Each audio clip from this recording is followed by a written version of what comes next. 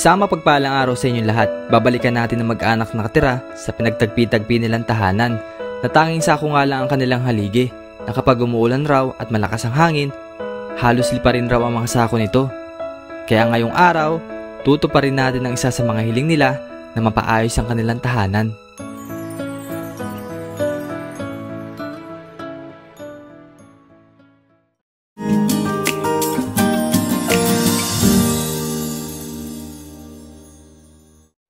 Bago nga magsimula ang araw na to, bumili muna kami ng materyales para sa bahay nila Kuya JC. 12 pieces na plywood nga ang gagamitin at pinadeliver ng agad natin. At pagdating nga dito sa tahanan nila, inabutan ko nag-iisa si Christina at wala si na Kuya JC. Kaya iniwan na nga muna namin ito. Mga after lunch nga bumalik kami sa kanila. Dala ko na rin yung pinapaabot na tulong ng ating anonymous sponsor. Maraming salamat po sa tulong na inyong binigay sa kanila. At ito nga si Ate Maria Elisa sumulubong sa akin at agad kong binigay ang ating dalang manok at bigas.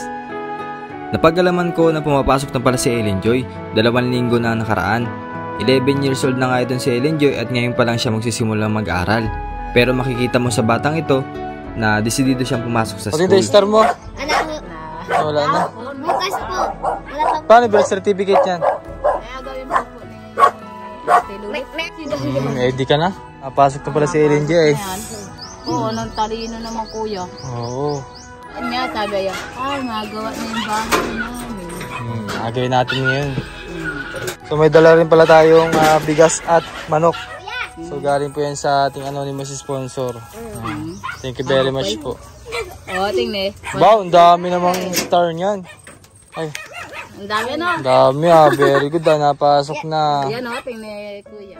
At nakwento nga rin ni Ate Elisa ang naging reaksyon nila nung makita nila itong plywood.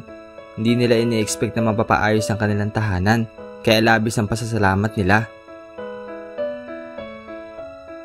At tamang-tama nga yung dalang chicken para sa kanila, dahil wala pa rin silang kakainin para sa hapunan. Walang ulam nyo ngayon. Ay, gabi. Dilata.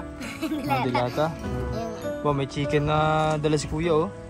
Sarap ang ulam mamaya, chicken Joy. Parang ikaw, si Ellen Joy.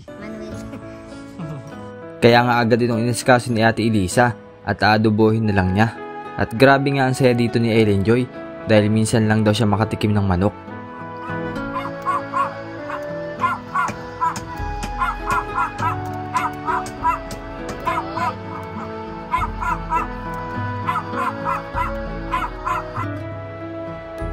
At habang naghahanda si Ate Elisa ng kakainin nila, tinatanggal naman nila Kuya JC ang haligi.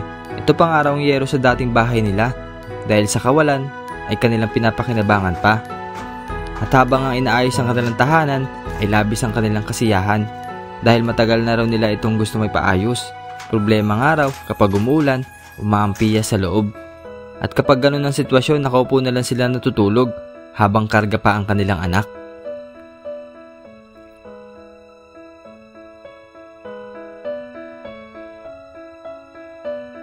Kaya nagpapasalamat din po ako sa ating sponsor na si Ma'am Betty at sa mga anonymous sponsors, viewers at sa mga nagsishare ng videos natin.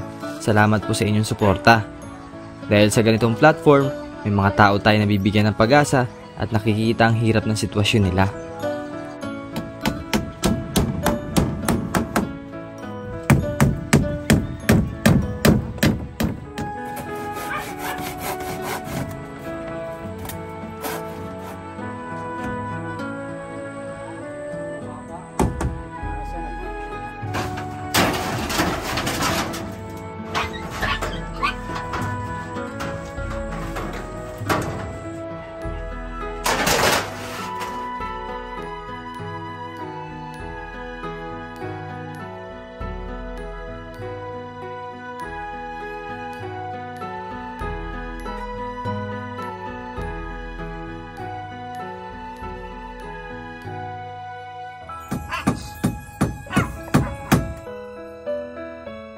Mabilis nga lang namin to ginawa dahil meron ng papakuan. At sabi nga ni Kuya JC, makakatulog na raw sila ng maayos at hindi na raw mag-aala kapag umuulan. Tamang assist nga lang ating ginagawa dito dahil may katulong na sa paggawa sa Tatay Rene. At sa part na ito, makikita mo na agad ang kagandahan ng bahay nila unlike kanina. At mabuti na nga lang din, di gaanong mainit at nakapagtrabaho tayo ng maayos at hindi gaanong pagod. Sa kalahating araw na pagtatrabaho, halos 3/4 ng bahay ni Kuya JC ang nalagyan ng plywood at 5 PM na nga rin, kaya sabi ko kay Kuya JC, siya na magtutuloy para sa likod ng bahay nila. Para po sa hindi nakakaalam, karpintero din po si Kuya JC.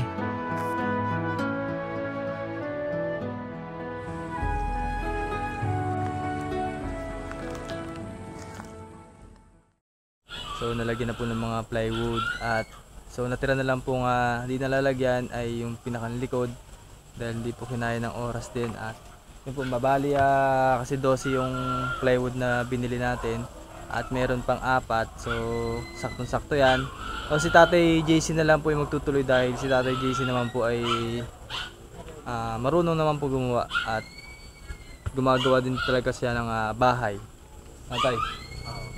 At yung pinakahiling ni Tatay JC ay pinagkaloob po sa kanya para nang sa ganun po ay maging maayos po yung tahanan niya. Nang sa ganun kahit na medyo malakas ang hangin ay hindi na sila nangangamba na baka maulanan or matanggal yung sako na nakalagay sa bawat dingding ng bahay nila. Ayan. Ayan. So ito po yung pinakang plywood sa harapan at ito yung pinakang gilid naman. So nilagyan na lang po ng yero para sa ganun matabunan din po yung ilalim at mas matibay po kung sakaling uulan. So hindi pa naman tapos itong bahay na to. Ito meron pa 4 natitira. Marami pa mga scrap, pwede pa siyang gamitin sa mga gilid-gilid lang. Ito yung gagawin na ng Tatay JC. Malagyan yung pinakang likod nila. Yan. So sakali naman meron pa naman sigurong matitira dito dahil ilang plywood lang malalagay dito. Pwede pang lagyan yung pinakang loob ng bahay nila, pinakang kwarto. Yan. O Tatay, kamusta? Ayos lang.